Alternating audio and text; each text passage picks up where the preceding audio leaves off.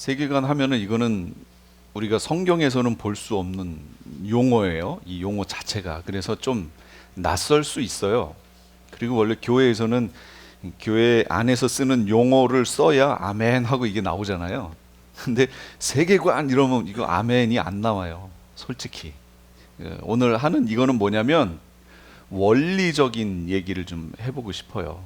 원리적인. 저는 이 세계관이라는 걸 접할 때가 20대였는데 그때 무슨 모임이었는지 거기를 가서 같은 이 청년들 그룹으로 얘기를 하게 됐는데 얘기를 쭉 하다가 어떤 형제가 무슨 얘기를 하면서 이런 것들을 어떻게 삶 속에 적용하여 뭐 어떤 질문을 했어요. 근데 지금 정확히 그 질문의 내용이 생각이 안 나는데 그러면 그런 그 질문을 하니까 그 답변을 했던 분이 바로 그거에 대한 답이 있다고 하면서 그걸 세계관이라고 얘기하는 것이다 하면서 세계관 그 교육하는 데가 있으니까 한번 오지 않겠느냐. 그래서 언급결에 갔어요. 그때 저는 세계관이란 말을 처음 들었는데 그래서 거기 가서 청년들 몇 명이 모여서 책도 같이 보고 그리스도인의 비전 뭐 이런 책들 몇 개 있었는데 제가 지금 여러분에게 설명드리고 할 그 내용들의 서론 부분은 바로 그 책에 있는 내용이에요. 그래서 그때 저는 세계관을 처음 접했어요. 여기 계신 분들은 세계관이라는 말을 언제 처음 들으셨나요? 아, 지금요? 여기 우리 같이 있으면서 그러니까 세계관이라는 말이 사실은 그 칸트 임마누엘 칸트가 처음 쓴 말인데요. 그 얼마 안 된 거예요. 그러니까 학문적 용어예요. 이게 우리 인간에 대한 어떤 내면이라고 해야 될까? 이 사람이 그렇게 살게 되는 원인, 이유 이런 것들을 보게 되는 거죠. 이거를 신앙에 접목을 시키면 신앙도 이것으로 설명을 할 수 있다는 거예요. 제가 저번에도 옛날에도 그런 적이 있어요. 원리를 알면 내가 응용하고 활용할 수 있다고 그랬잖아요. 저는 전기과를 졸업했기 때문에 전기의 어떤 원리적인 것을 알지요. 뭐 전기 공부했다고 해서 모든 전기 제품을 공부하는 건 아니잖아요. 근데 이제 전기의 원리, 이론을 아니까 다른 것들을 그 이론 안에서 이렇게 보게 되는 거죠. 그래서 아마도 전기 제품을 이렇게 볼 때 제가 보는 거하고 여기 계신 분들이 보는 거하고는 다를 거예요. 그걸 받아들이는 그게 다를 거예요. 예. 뭐 어떻게 다를지는 잘 모르겠으나 하여튼 다를 거예요. 저는 그거 이렇게 보면서 아 이렇게 해가지고 이렇게 되는구나 이렇게 보기도 하고 아 저거 하려면 그 안에다가 회로 뭐 정전압 트랜스를 집어넣어야 되고 이렇게 해서 이렇게 잡아줘야 되는데 뭐 이런 생각도 하고 뭐 여러 가지를 해요. 근데 여기 계신 분들은 그렇게 안 하시잖아요. 그러니까 원리를 알면 이게 고장 난다든지 아니면 특별한 상황에 놓였을 때 그걸 활용할 수 있다는 거예요. 이것처럼 세계관이라는 것도 우리 내면에 대한 원리를 얘기하는 거예요. 그러면 이걸 신앙에 적용시키면 그걸 우리가 살아가는 삶 속에서 적용을 할 수 있다는 거예요. 어떤 상황에 처했을 때. 그래서 오늘 이 되는 내용이 조금 딱딱할지도 모르겠어요. 원리적인 거 얘기하면 원래 딱딱하잖아요. 그렇더라도 조금만 이해하고 봐주시면 좋을 것 같아요.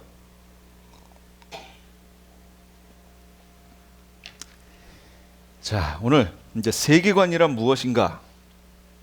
한마디로 얘기하면 세상을 보는 창이에요.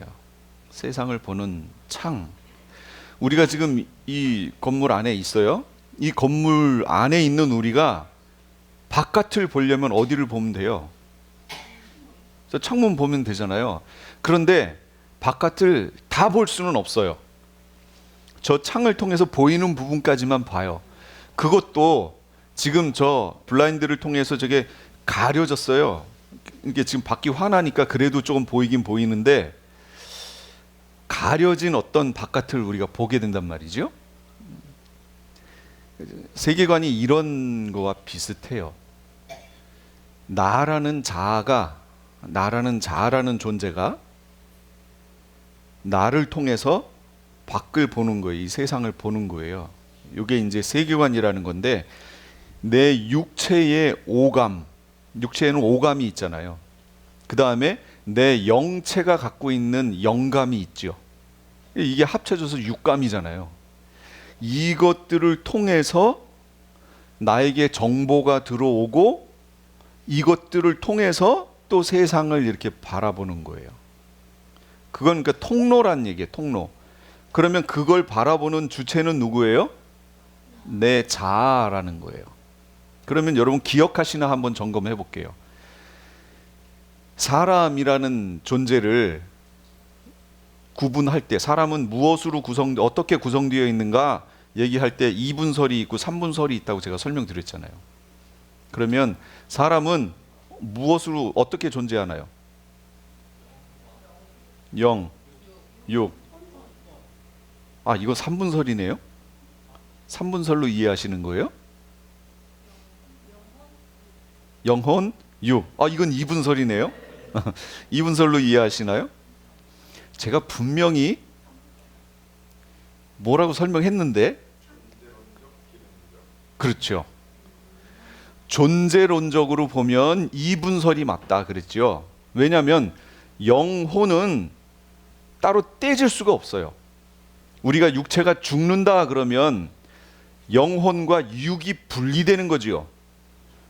이런 상황이 생길 수 있지만 영혼은 어떠한 상황이 생겨도 분리가 안 돼요. 그래서 하나의 존재처럼 묶여 있기 때문에 존재론적으로 보면 우리 인간은 영혼과 육으로 되어 있어요. 이분설이 맞아요.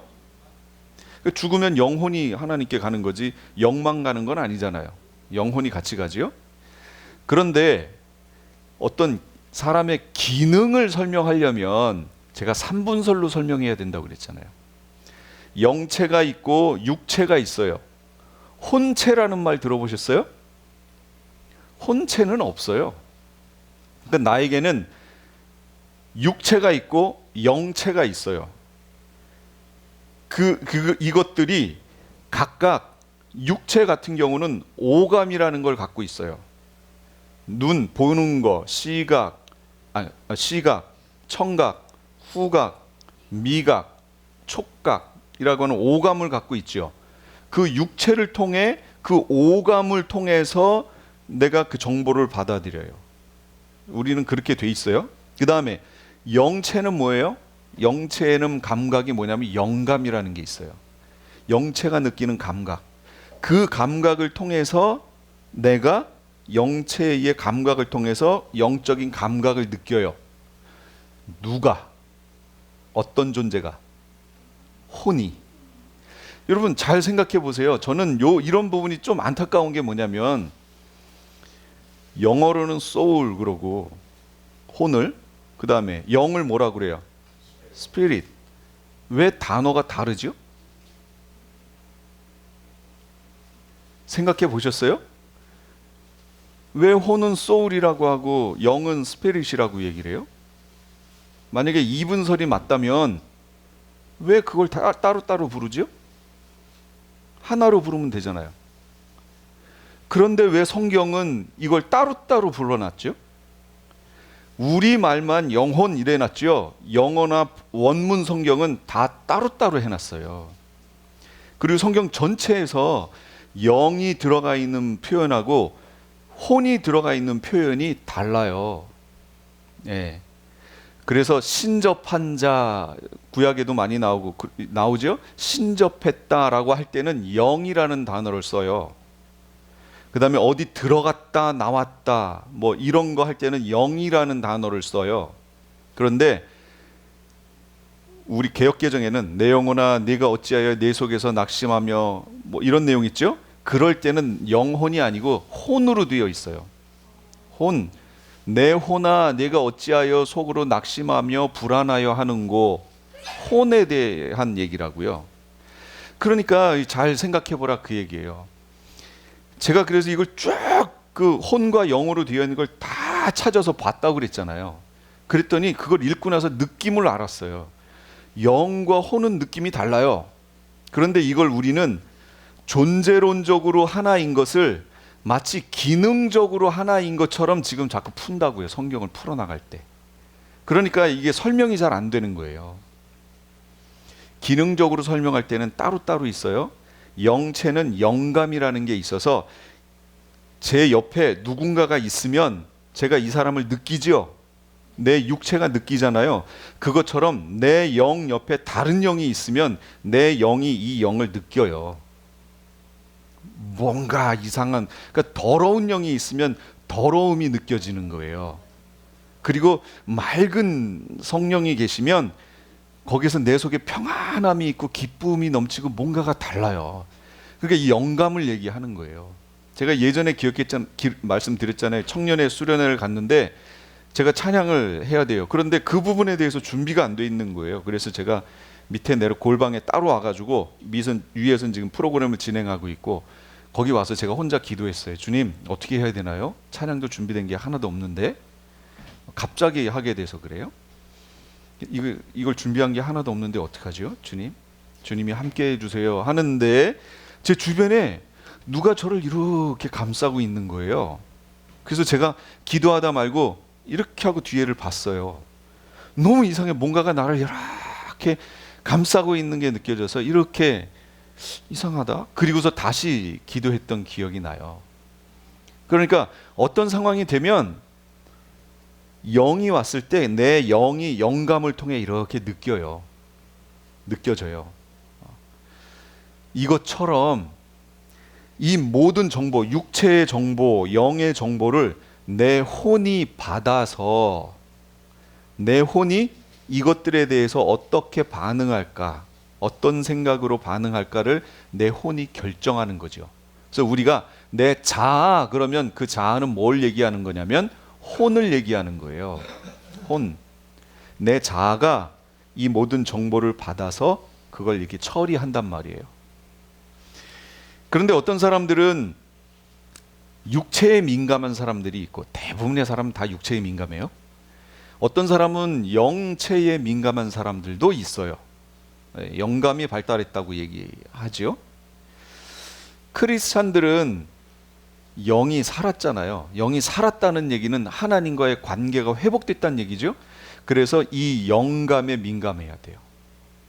이게 훈련되어져야 돼요. 그냥 되는 게 아니에요. 그러면 이거 어떻게 하면 발달할까요? 예. 말씀과 기도밖에 없어요. 왜냐하면 말씀은 이건 하나님의 말씀이잖아요. 하나님의 뜻이고 그거에 대해서 기도는 내가 반응하는 거잖아요. 이건 무슨 얘기냐면 하나님과 동행한다는 걸 말하는 거예요. 내가 동행하는 사람을 내가 가장 잘 알겠죠. 이 사람이 어떤 말 하나만 해도 이거 누구구나 알잖아요. 여러분 지금 당장 눈 감고 사람 옆에를 바꿔가지고 그 사람이 옆에서 얘기 한마디만 하게 해보세요. 알아요, 몰라요? 알죠? 어떻게 알아요? 그 사람 목소리 알잖아요. 그 사람과 계속 같이 동행했기 때문에 그 사람의 목소리를 알아요. 목소리의 빛깔도 알아요. 톤도 알아요.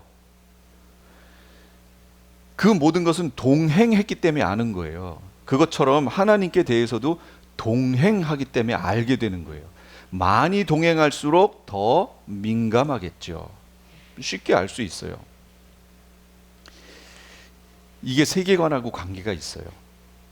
세계관은 이 혼이 갖고 있는 생각을 말하는 거예요. 내 혼이 어떠한 생각을 갖고 있는가, 이게 세계관이고, 이 혼이 내 육체를 통해서 이 세상을 보는 거죠. 지금 저의 혼이 저의 육체라는 걸 통해서 이 밖을 지금 보고 있는 거예요. 보는데 보는 거는 이 시각만을 얘기하는 건 아니에요. 그건 아니에요. 보는 거 귀로도 볼 수 있죠. 그럼 만약에 시각으로만 본다 그러면 맹인들은 어떻게 봐요? 세상을 못 봐요? 세계관이 없어요? 아니잖아요. 그러니까 시각으로, 청각으로도 봐요, 세상을. 후각으로도 보고요. 우리의 모든 감각, 오감을 통해 다 봐요. 더 중요한 건 우리의 영감을 통해서 세상을 봐요.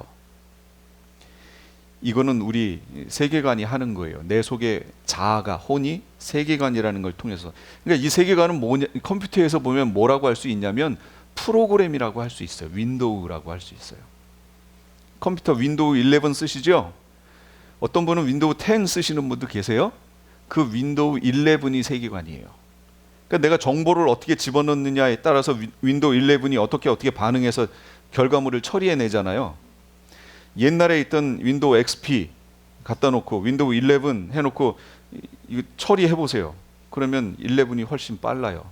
빠르고 더 쓰는 사람이 더 쉽게 쓸 수 있게 만들어져요. 버전이 업됐기 때문에. 자, 그러면 이 세계관이 뭐랑 같냐면 이렇게 비유할 수 있어요. 안경이에요, 안경.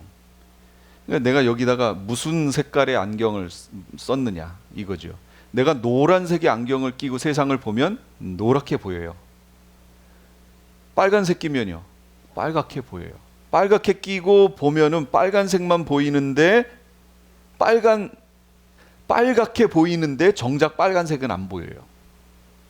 빨간 안경을 끼면. 그렇죠? 예. 빨간 안경 끼면 세상이 다 불구스름하게 보이지만 정작 빨간색은 안 보여. 이게 우리도 똑같아요. 우리 신학이라는 이 관점을 갖고 있잖아요. 이게 제가 안경이라고 계속 설명했죠. 이거랑 똑같아요.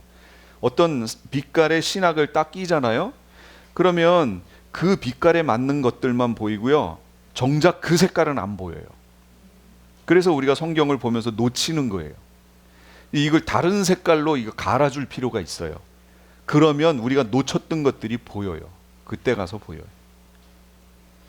근데 세계관이 세상에 하나냐? 그러면 얼마나 좋겠어요. 모든 사람이 하나로 보면 좋겠죠? 근데 아니에요. 어마어마하게 많아요. 제가 많다는 걸 표현하려고 애를 썼어요. 이런 안경, 저런 안경, 색깔 다른 안경, 삐뚤어진 안경, 뭐 거기 이렇게 돼 있는 거 점점점 찍힌 거, 뭐 다양해요. 아주 다양해요. 그러니까 이렇게 다양한 안경을 쓰고 여기에서도 여기 계신 분들이 여기 있는 것 중에 하나씩 다 썼다고 쳐요. 그리고 어떤 사물에 대해서 설명을 하라고 그러면 다 다르게 봐요. 네? 다 달라요.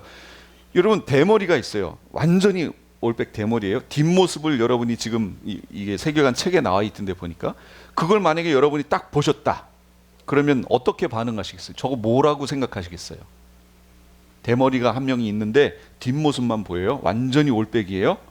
그걸 여러분이 지금 여기서 봤어요. 여기에다 제가 해놨다고 치고 제가 찾으려고 그랬는데 별로 좋은 것들이 없어가지고 안 했는데 있다고 쳐요. 상상할 수 있잖아요. 그러면 여러분 그 그림을 보고 뭐라고, 저 사람은 뭐 때문에 저렇다라고 얘기할 것 같아요. 원태 집사님 뭐라고 그럴 거예요? 그 모습을 보고 뭘 느끼겠어요? 아무거나 상관없어요. 정답이 없어요. 이거는 나도 하고 싶다? 아니, 그런 건 아니에요. 네. 나와 다르다. 나는 절대 저렇게 못하는데 많이 다르네, 용감하네, 이렇게 나올 수도 있겠죠. 예, 집사님 어떠세요? 내 남편이네. 아, 그래요? 그렇구나. 또 다른 분들은요? 어디 아픈가? 그 세계관 책에 그게 나왔어요. 저 사람 어디 아픈가? 뭘 느껴요? 예? 그 사람이에요. 사람. 여름엔 시원하고 겨울엔 춥겠다. 덥고 춥겠다. 절대 여자는 아니다. 네, 그 사진도 여자는 아니었어요. 여자는 아니다. 스님이겠구나. 스님이 아니라 승이겠구나. 네. 중.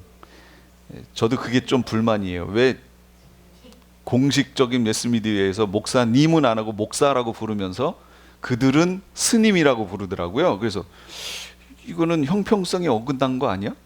차라리 중 그러든지 승 그러든지.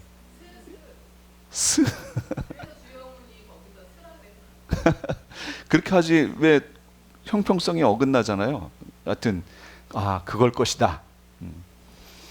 그래서 그 책에서 보니까 이 사람은 어디 살아난 사람이다. 되게 아픈 사람이었는데 그걸 치료하느라고 이게 다 벗겨졌구나.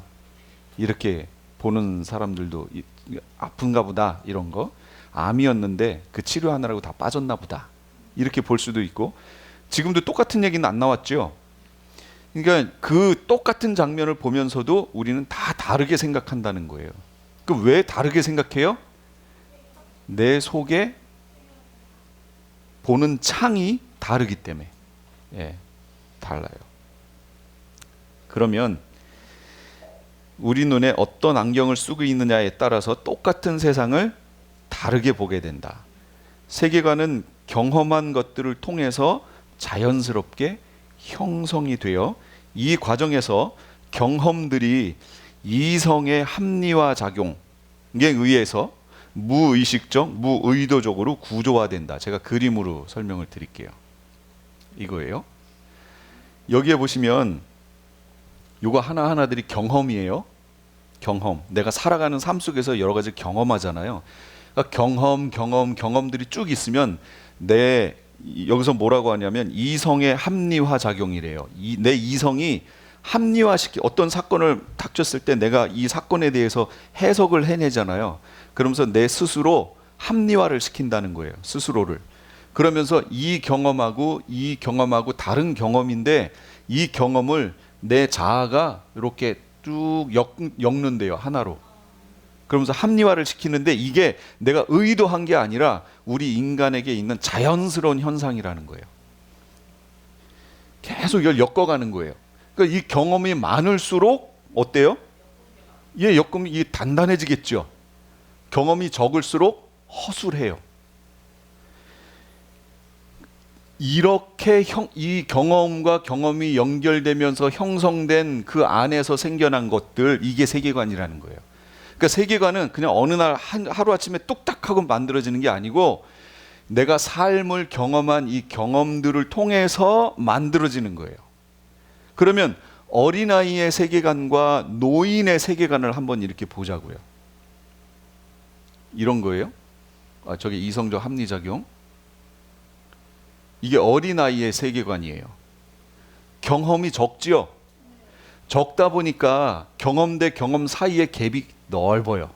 그러다 보니 이성적 합리화 작용을 통해 이걸 연결을 해야 되는데, 그런데 그 연결이 아직 완성이 안 된 거예요. 어린아이들은. 그러니까 어렸을 때 저 기억이 나요. 우리나라의 길조가 뭐예요? 새. 까치잖아요. 제가 생각이 나요. 4학년 때인데 친구들끼리 모여가지고, 야, 까치가 우리나라에서 제일 좋은 그 새인데 이 까치 독수리하고 싸워도 이겨. 말도 안 되는 얘기 했었어요. 진짜로. 진짜 말도 안 되죠. 근데 이게 우리 편이라는 거예요. 우리 편. 그걸로 인해서 다 이긴대. 그러면서 친구들하고 막 얘기하고 막 싸우고, 아니야 독수리가 이겨, 아니야 까치가 이겨, 뭐 막 이런 말도 안 되는 싸움 했던 생각이 나요. 왜 그런 싸움이 가능해요? 경험이 부족해요. 경험이. 그러니까 그 사이에 저렇게 갭들이 많아요. 반면에 노인은 어떨까요? 경험이 너무 많아요. 이 사이가 아주 견고해요. 저는 옛날에 어떻게 생각했냐면, 노인들은 이제 죄송하지만 가실 날이 가깝잖아요. 그러니 사후 세계에 대한 고민이 있을 것이다. 그래서 전도하면 노인들이 잘 받아들일 것이다. 전 이렇게 생각했어요. 근데 해봤더니 어때요? 어림 반푼어치도 없어요. 여기를 뚫고 그분들의 세계관 안으로 들어가서 그분의 세계관을 바꿀 이 힘이 안 돼요. 이게 너무 견고해요. 이게 노인들이 가만 보면 각자 다른 얘기 하잖아요. 두 분 대화하시는데, 이분은 오늘 뭐 밥을 먹었어? 뭐, 이분은 오늘 날씨 되게 좋아. 아니, 이분은 이분대로 또 얘기가 진행이 돼요. 근데 이분은 또 다른 얘기인데 혼자 진행이 돼요. 그러다가 아유 수고했어, 같이 가자. 그리고 또 가세요. 노인들 득도했어요. 진짜 경험이 너무 많아서요, 요 사이에 연결되어 있는 고리가 너무 튼튼해요. 이걸 깨기가 너무 어려워요, 노인들은. 근데 반면에 아이들 같은 경우는 저기에 저렇게 갭이 열려 있는 부분이 많아요. 이 얘기는 뭐냐면 전도하기가 누가 쉽다고요? 어린아이들이 훨씬 쉬워요. 정말로 훨씬 쉬워요. 제가 강릉에서 예수전도단 그 훈련을 받고 강릉에 이제 전도 저기를 갔어요. 아파트 동 전체를 갔는데 다 어른들은 일 나갔어요. 아이들만 있어요. 아이들만 이제 그 열마다 몇 집씩 있는데 그 아이들 전체 불러놓고 다 영접 기도 시켰잖아요. 걔들이 교회를 나가는지 안 가는지 모르겠어. 일단 저는 이제 그러고 와야 되니까 불러서 집에 안 들어가고 그 앞에서 놓고 이제 해놓고 영접 기도 시키고, 그럼 얘네들은 또 그걸 따라서 해요. 그래서 가까운 데 교회 가야 된다. 그럼 네 갈게요. 한 사람이라도 가면 얼마나 다행이에요. 천하를 얻은 것보다 더 귀하잖아요. 아이들은 다 받아들여요. 어른들한테 얘기하면요, 그 서울역인가 어디 역에서 사형리 가지고 신학교 때 나가서 정리를 이걸 하는데, 처음에는 그럴듯하게 하지만 나중에 가서 그래서 영접하셔야 됩니다. 같이 기도하실까요? 그 나중에 좀 생각해 보고 나중에 하겠다고 안 받아들여요. 이게 세계관이에요. 그래서 우리 속에 있는 이게 경험을 통해서 세계관이 형성이 된다라는 겁니다. 그러면 여기서 제가 하나를 더 보여드릴게요. 문화에는 이제 제가 세계관하고 문화를 연결을 할 거예요. 문화, 컬처라고 하는 그 문화는 우리가 신문에서 문화란 해갖고 나와 있는 영화 뭐 이런 거 말고 그거는 지역적인 얘기고요. 컬처는 인간이 사는 삶의 흔적, 모든 것이 다 문화지요. 그게 다 문화예요. 그걸 말하는 거예요. 문화에는 세 가지의 영역이 있대요. 첫 번째는 세계관이에요. 뭐냐면 그 세계관을 통해서 우리가 어떻게 살아가야 될지를 결정하잖아요. 그 세계관이 나에게 형성되면 될수록 그 주변에 뭐가 다시 형성되냐면 가치 체계가 형성된대요. 무슨 얘기냐면 가치관. 이게 가치 있고 요건 가치가 없어 라고 하는 것이 결정이 된다는 거예요. 무엇 때문에? 내 세계관 때문에. 예. 이걸 우리가 아는 신앙적 용어로 할게요. 내 신앙이 형성이 되면 뭐가 귀하고 덜 귀한지가 결정이 되죠. 예. 가치 체계가 결정이 되는 거예요. 그러면 그 가치 체계에 의해서 그다음 뭐가 나오냐면 행동 양식이 나와요. 내가 행동하게 되잖아요. 내가 가치가 있는 것에 시간을 더 투자하려고 하겠죠. 그렇죠? 그렇게 살아가면서 내 삶을 통해 나타난 현상들, 그걸 뭐라고 그래요? 그걸 문화라고 얘기하는 거예요. 그러니까 A라는 세계관을 가지고 있는 사람이 살아가는 삶의 흔적으로 나타낸 문화는 바로 A라는 문화를 만들게 돼 있어요. 안 어렵죠, 여기까지? 학문적 용어라 좀 딱딱하다고 얘기했어요. 그런데 이걸 우리 신앙에다가 적용하면 똑같아요. 하나님 말씀으로 살아가는 사람이 그 말씀대로 실천하여 살면 성경적인 어떤 문화가 나오게 돼 있어요. 그렇죠? 그러면 이걸 역으로 말씀이 들어가 있지 않고 거짓 메시지가 들어가 있는 사람이 그걸 자기의 세계관으로 형성하고 그대로 살아가면 그 결과는 어떻게 나올까요? 뻔히 그 거짓 메시지의 열매가 나올 거예요. 이 세상은 지금 그게 너무 많다는 거죠. 왜 동성애가 지금 동성애 문화가 퀴어 축제 같은 이런 문화 형태가 나타날까요? 그들 속에 세계관이 있는데 이게 성경적 세계관이 아니라는 거예요. 그들 중에는 크리스찬이라고 하는 이들이 있긴 있지만 그들이 보는 성경의 관점이 뭔가가 틀어졌어요. 지금 틀어졌기 때문에 안 좋은 결과가, 지금 엉망이 되어 있는 결과가 나오는 거예요. 그런데 이 행동 양식이 바로 문화라는 거예요. 겉으로 드러난 문화. 그 안에는 세계관이 있겠죠. 이제 세계관과 문화가 어떻게 연결되느냐? 세계관에 의해서 문화가 발생해요. 그런데 이게 거꾸로도 발생해요. 예를 들면 A라는 문화권 안에 어떤 사람이 들어갔어요. 거기서 살아요. 그러면 A라는 세계관이 그 속에 생겨나요. A라는 문화권 안에 들어가 살면 그 사람 안에 저 A라는 문화를 낳았던 그 위의 조상으로부터 A라는 문화를 낳았던 그들이 A라는 세계관을 가지고 A라는 문화를 만들었잖아요. 그 속에 들어가 있는 사람에게 갑자기 A라는 문화가 세계관이 생겨나요. 만약에 여기에서 태어났어요? 그럼 그 사람은 A라는 순수한 세계관을 갖고 살아가게 돼요. 그걸 자꾸 형성하면서. 그런데 순수하게 A라는 문화라는 A라는 문화, A라는 세계관이라는 것이 존재할까요? 이 땅에? 순수하게. 지금 여러분 여기 저랑 같은 공간 안에 있으면서 같은 하나님 말씀을 지금 나누고 있잖아요. 그러면 여기 제가 이걸 성경적 세계관이라고 예를 들어볼게요. 그럼 제가 알고 있는 성경적 세계관과 여러분이 알고 있는 성경 여기 각자 이 세계관이 다 똑같아요? 비슷한 부분도 있죠. 근데 대부분은 뭔가 조금씩 다 달라요. 다 달라요. 왜 다르냐면 여기 계신 분들이 여기에만 있던 건 아니잖아요. 그렇죠? B라는 문화권에도 속해 있었잖아요. 그럼 B라는 문화권에 있으면 B라는 세계관이 생기겠죠. 그럼 여기서 반대로 B라는 세계관을 갖고 있던 사람이 A라는 문화권 안으로 들어갔어요. 그리고 A라는 세계관 가진 사람이 B라는 문화권 안으로 들어왔어요. 이렇게 바꿨어요.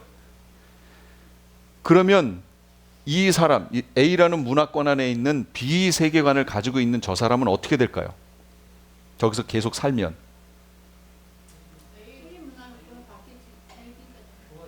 BA라고 하는 세계관을 갖게 돼요.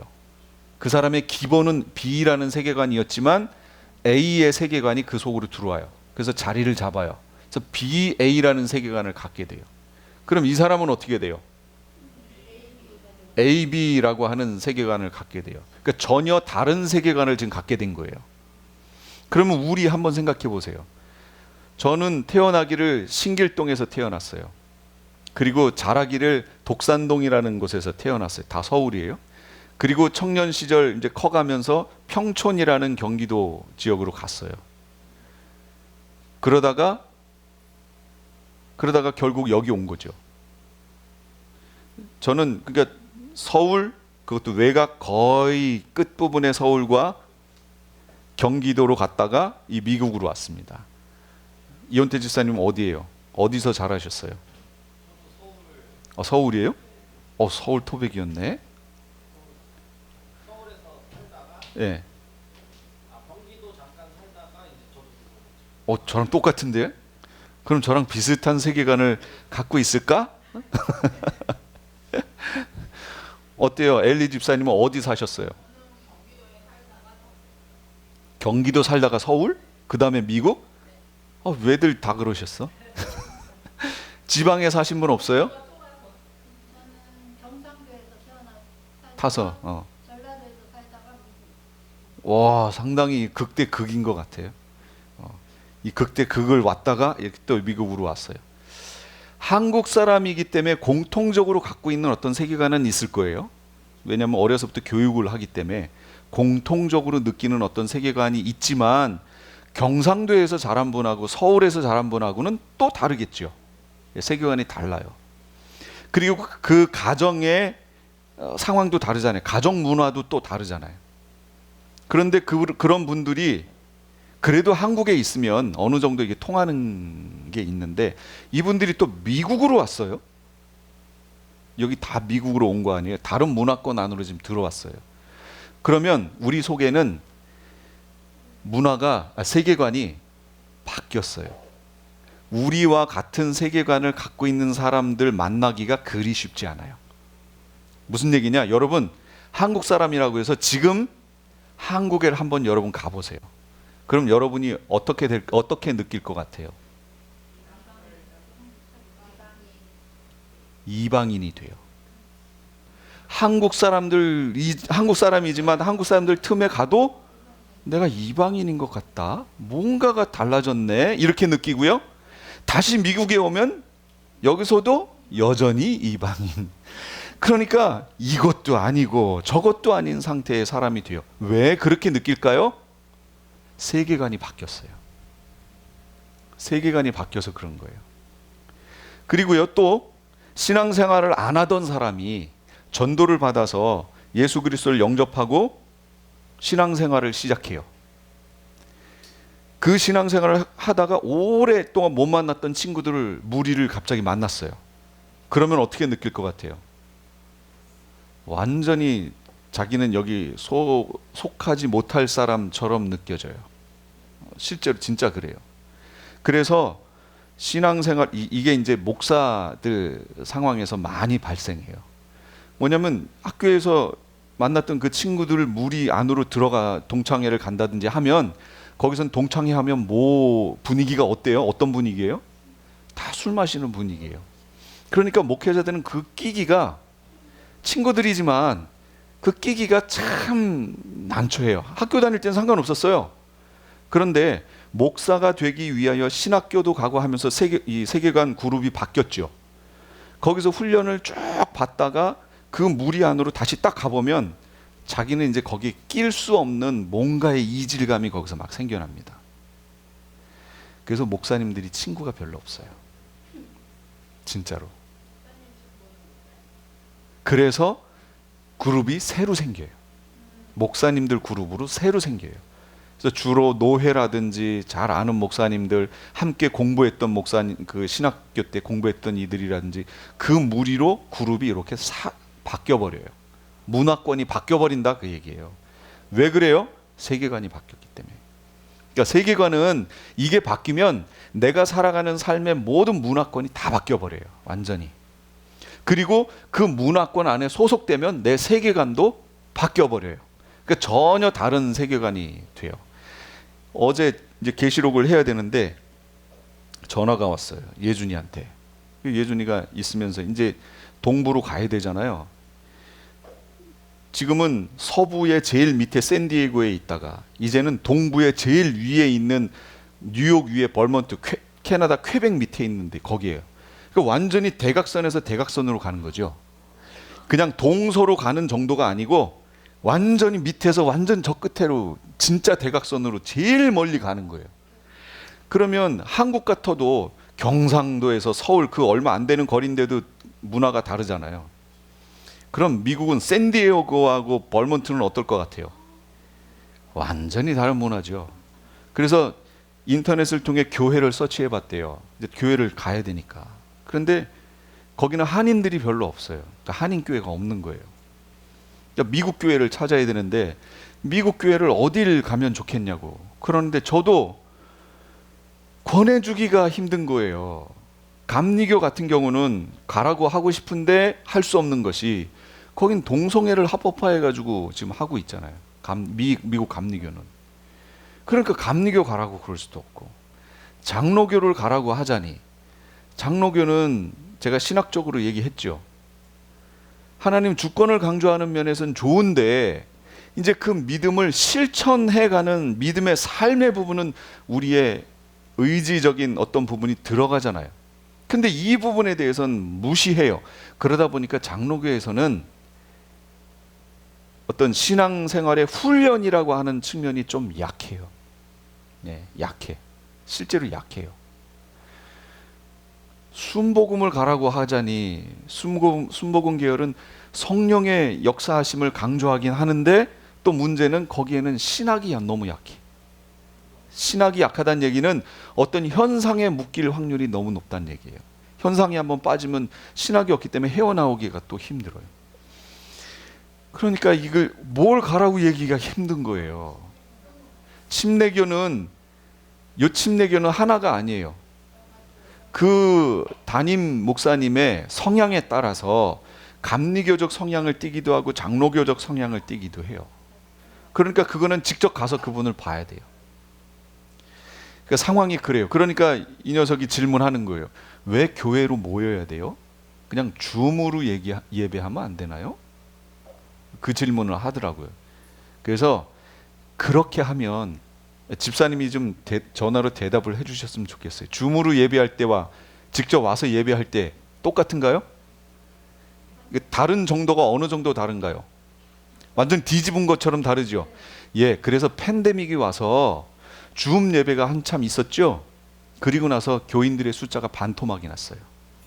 예, 왜 그럴까요?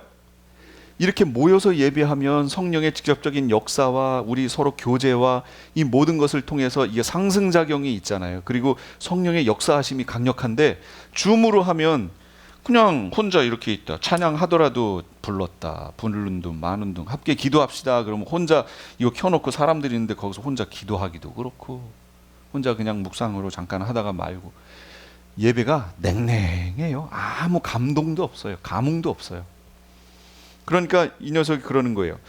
설교 들으러 교회 가는 거냐고. 그래서 아니? 제가 대뜸 그랬죠. 만약에 설교 들으러 가는 거면 안 가고 유튜브 틀면 되지. 하나님이 모이라고 그랬잖아요. 모이라고 그랬잖아요. 그러면 다른 토달 게 필요 없죠. 하나님이 모이라고 그랬으면 모이는 거죠. 부름받은 하나님의 백성으로 일주일에 한 번씩 주의 이름으로 모여라 라고 얘기했잖아요.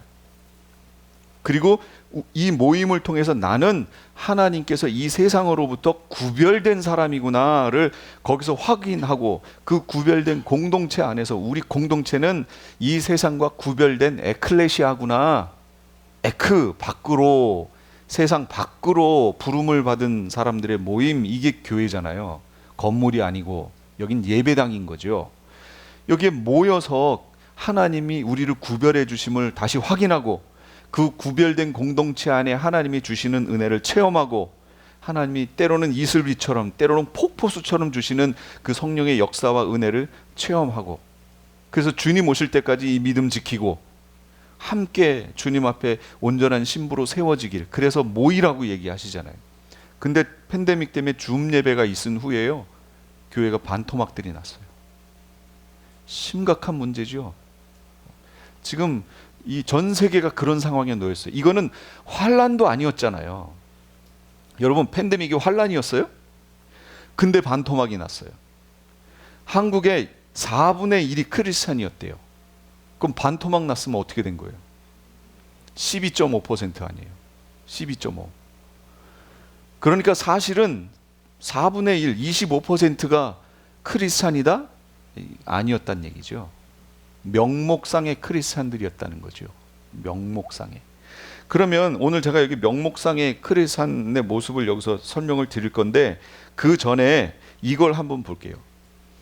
세계관의 실예를 하나만 좀 들어볼게요. 뭐냐면 선교사들이 태국이나 동남아예요. 태국이나 여기 남미라든지 이런 데 문화권으로 선교를 하러 가요. 선교를 하러 가면서 느끼는 그 느낌이 있대요. 그게 뭐냐면 이런 거예요. 못 사는 지역으로 가니까 선교 후원비를 받아서 거기 있는 사람들을 구제하잖아요. 쌀도 주기도 하고 뭐 옷 생필품 막 이런 거 준비해서 갖다 주기도 하고 이렇게 하는데 이상한 현상이 있다는 거예요. 만약에 어떤 사람이 여기 계신 분들이 먹는 것도 지금 보잘것없고 입는 것도 그런 상황에 어떤 사람이 우리에게 그런 은혜를 베풀었다면 여러분 어떻게 반응하시겠어요? 그렇죠. 감사하죠. 안 감사하신 분 계신가요? 아, 그래요? 그 사람은 진짜로 배가 안 고파 본 사람이고 진짜로 배고픈 사람한테 갖다 주면 당연히 고맙죠. 감사하고 한국 사람들의 대부분은 다 감사하다고 느끼는데 선교사들이 느끼는 게 있어요. 태국이라든지 남미라든지 이런 데 가서 그렇게 하잖아요. 그럼 현지인들은 감사하다는 표현을 잘 안 한대요. 때로는 그 사람들이 당연하다고 느낀다는 거예요. 그러니까 이 현상을 보고 선교사들이 충격을 먹는다는 거죠. 이걸 이제 문화 충격이라고 얘기해요. 문화 충격. A라는 문화와 B라는 문화가 만났을 때 여기에서 뭔가 다른 것 때문에 충격이 생기면서 A라는 문화 안에 있던 A라는 세계관을 갖고 있던 사람이 충격을 받는 거예요.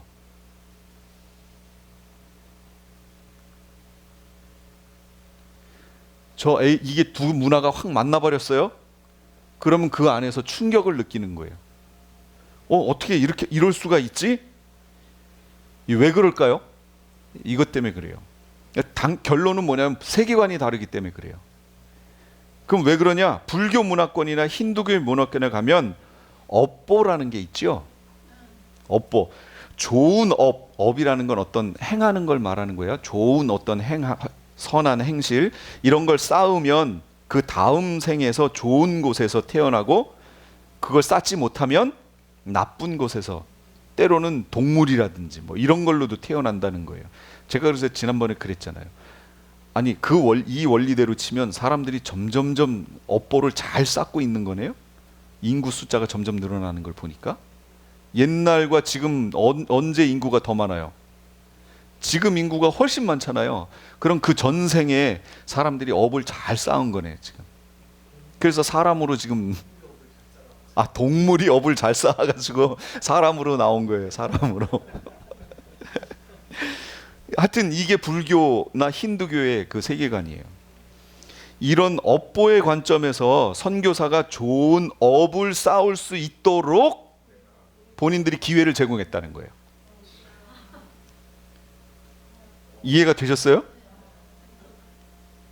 그러니까 오히려 선교사들이 현지인들에게 감사해야 된다는 거예요. 당신이 업을 쌓을 수 있도록 내가 도와줬다는 거예요. 그러니까 감사가 없는 거예요. 똑같은 상황에 대해서 세계관이 다르니까 그 문화가, 결과, 행동 양식이 다르게 나오는 거예요. 이렇게 중요해요. 한국은 다른가요? 한국은 조금 다른데요. 한국에도 불교 영향권이 있지요. 그래서 한국에서도 이런 말이 있어요. 여러분 다 들어보신 거예요. 적선하십시오. 적선의 뜻이 뭐예요? 선을 쌓으십시오. 정립하란 얘기잖아요. 선을 정립하라고. 이게 업보하고 똑같은 거예요. 선을 정립하십시오. 누가 이러고 다녔어요? 그래, 스들이 다니면서 적선하십시오라고 하잖아요. 그러면 사람들이 적선을 하죠. 그러면 이게 뭐 하는 행위였어요? 이 스의 입장에서 보면 상대한테 선을 쌓으십시오, 저를 도와주십시오가 아니고 당신의 선을 쌓으십시오. 지금 이 얘기하는 거예요. 이게 적선하란 얘기예요. 이 문화가 한국에도 있어요. 실제 있어요. 그런데 한국에는 이 불교보다 유교 문화가 더 강하게 자리를 잡았죠. 그래서 한국 사람들은 그나마 상대가 베푼 은혜에 대해서 감사하는 그런 것들이 다른 데에 비해서는, 다른 동양 문화권에 비해서는 훨씬 많아요.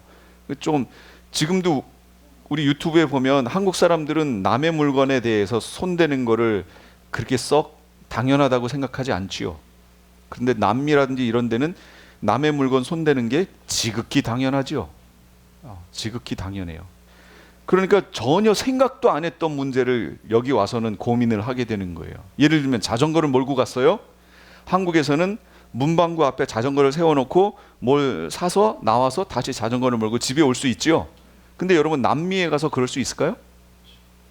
세워놓고 들어가는 순간, 나올 때도 아니고 들어가는 순간 없어져요. 그리고 그 사람들은 그걸 당연하다고 생각해요. 수첩을, 컴퓨터를 카페 책상에다가 놓고 자리를 뜰 수가 없어요. 그냥 없어져요. 이 없어지는 게 당연해요. 그러니까 없어지는 게 당연한데 살던 사람들이 안 없어지는 게 당연한 곳에 오면 이 사람들은 충격을 받죠. 그 반대는 더 충격을 받고. 여러분 유럽 여행 가실 때요, 배낭을 조그맣게 낱개로 해가지고 이렇게 갖고 다니시면 안 돼요. 그건 날치기 당해요. 어느 순간 없어져요. 그래서 가방을 뒤로 매지 말래요. 앞으로 매래요. 뒤에 있으면 자기 거 아니라는 거예요. 그냥 와서 그냥 열고 그냥 가져간대요. 손재주들이 얼마나 좋은지 감각도 없이 그냥 이렇게 가져간대요. 이티오피아에 갔더니 우리 팀 중에 한 명이 물병을 가방 옆에 이렇게 꽂아놨거든요.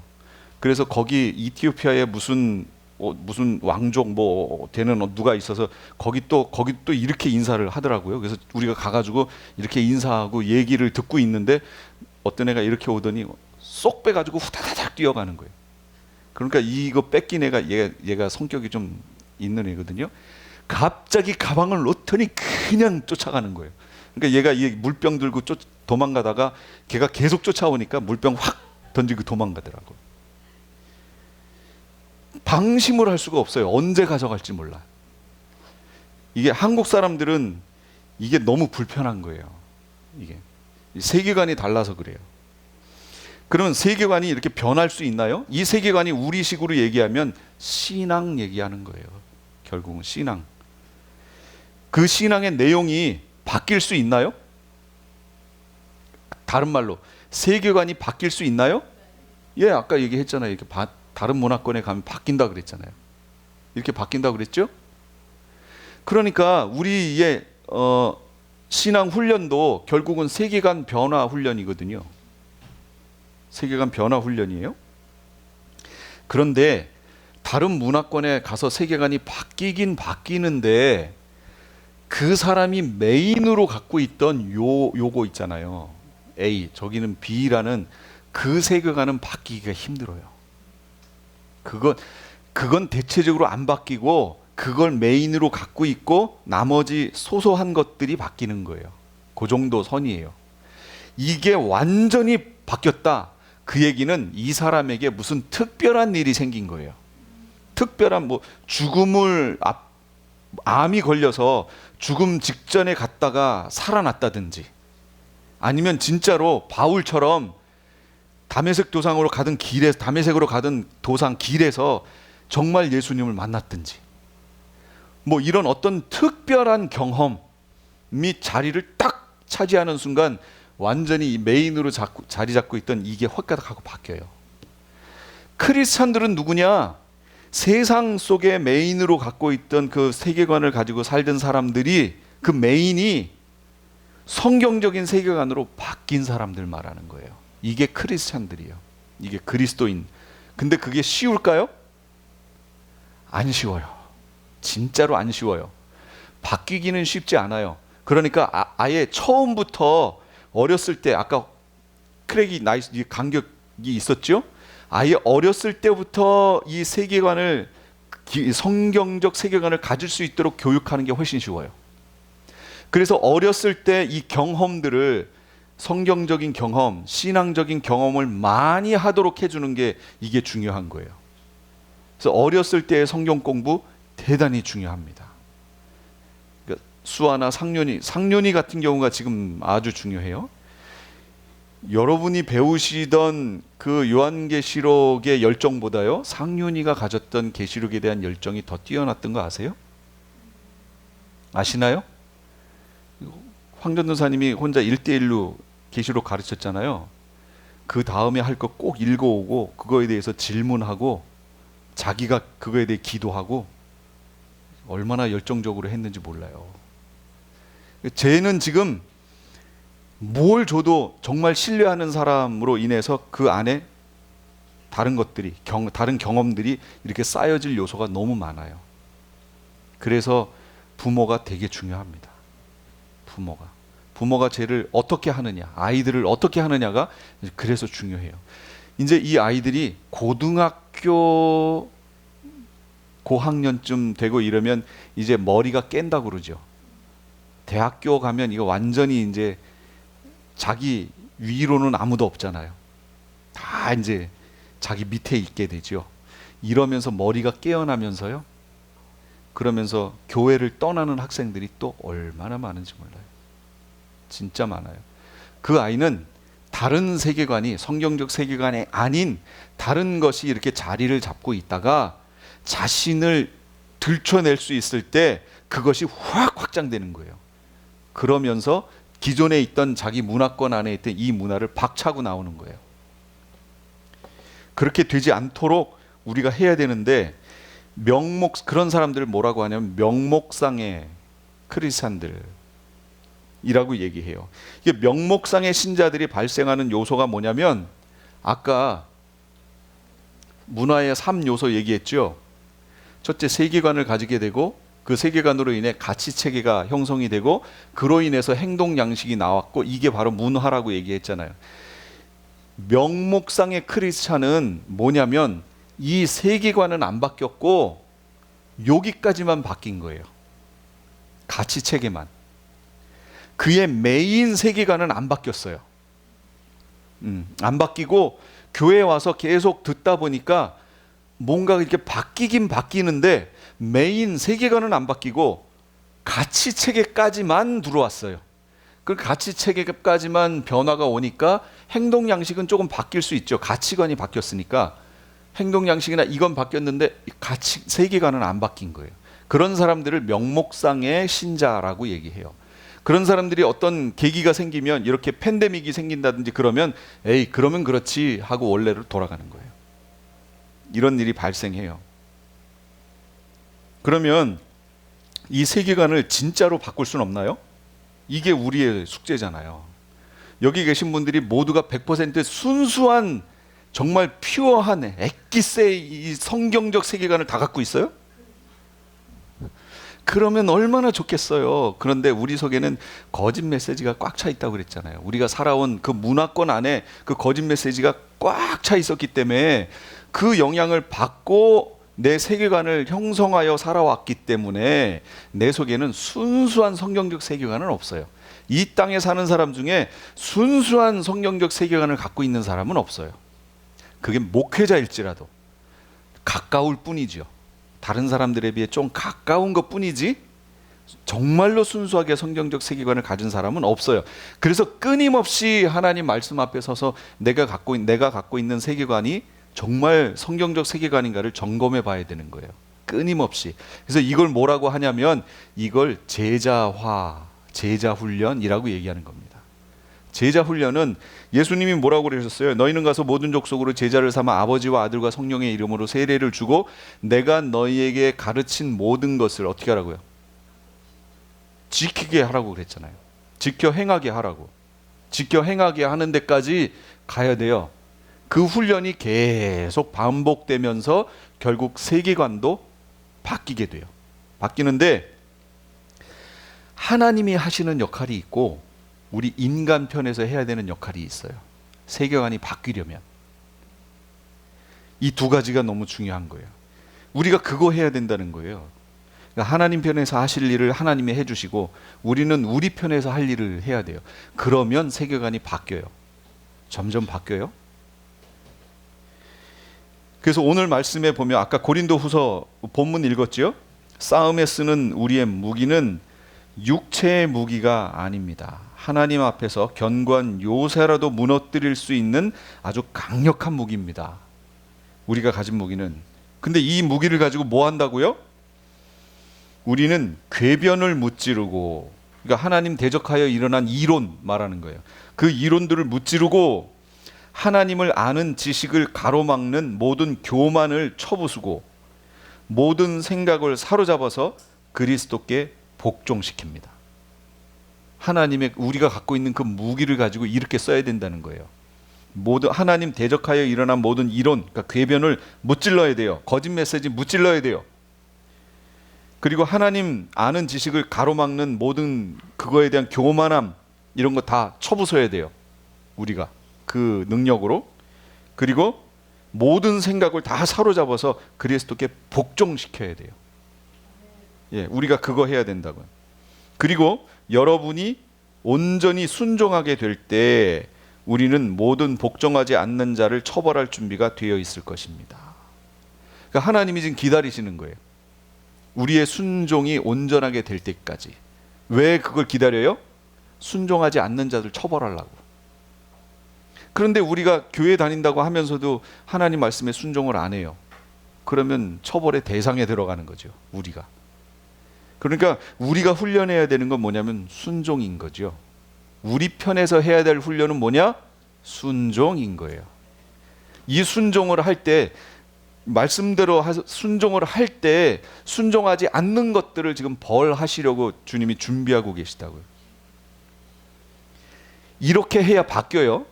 그 다음에 또 하나는요.